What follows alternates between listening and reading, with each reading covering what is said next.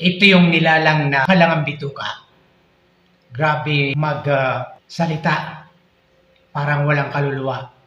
Pasikatin natin to si Kabayan. Dahil ito naman ang gusto niya sumikat siya Kaya pagbigyan natin, baka sakali, pakinggan niyo mga kababayan. Putang ina mo, Robin Padilla! Harapin mo ako! Hinahabol kita! Putang ina ka!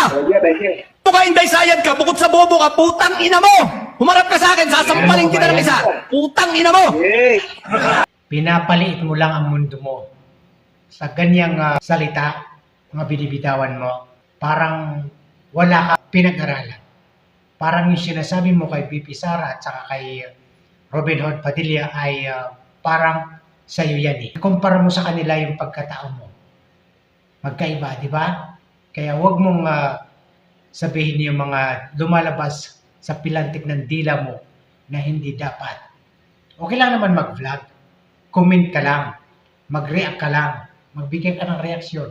Pero yung ganyang salita, foul na yan Hindi na maganda yan. Huwag mong palitin ang mundo mo sa social media.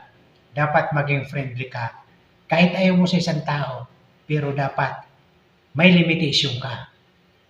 Wala na yan foul na yan kaibigan. Matuto ka rumispeto sa sarili mo. Kahit ayaw mo sa kanila, pero cool ka lang. Huwag mong masyadong ipakita.